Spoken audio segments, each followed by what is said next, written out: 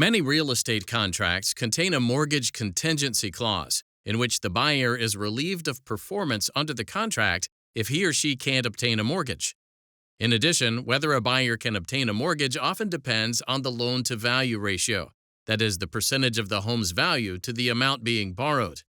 To alter this ratio before submitting a mortgage application, buyers sometimes have the seller gross up, that is, raise the sale price, while giving the buyer a credit at closing equal to the price increase. But do lawyers who represent clients in this type of transaction act unethically? The New Jersey Supreme Court considered this question in the case In Re Opinion 710 of the Advisory Committee on Professional Ethics. In 2006, the New Jersey Advisory Committee on Professional Ethics, or ACPE, which we'll call the committee, received a request to issue an advisory opinion on a hypothetical real estate transaction. In the hypothetical transaction, a contract for the sale of residential property had been prepared by a realtor and signed by the seller and buyer for a specified sale price. In addition, the contract contained a mortgage contingency.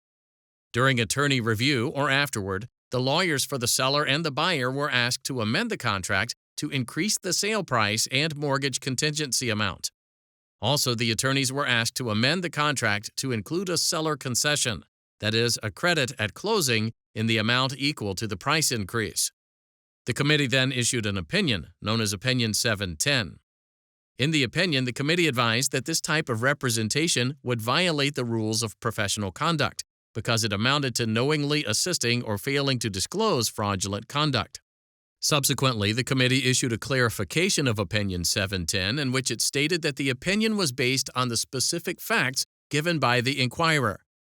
In particular, the committee stated that the opinion didn't implicate a contract that explicitly stated the seller would provide the buyer with a credit against legal and legitimate costs or expenses related to the sale, which would otherwise be paid for by the buyer, such as actual closing costs. The New Jersey Bar Association petitioned for review of Opinion 710 to the New Jersey Supreme Court.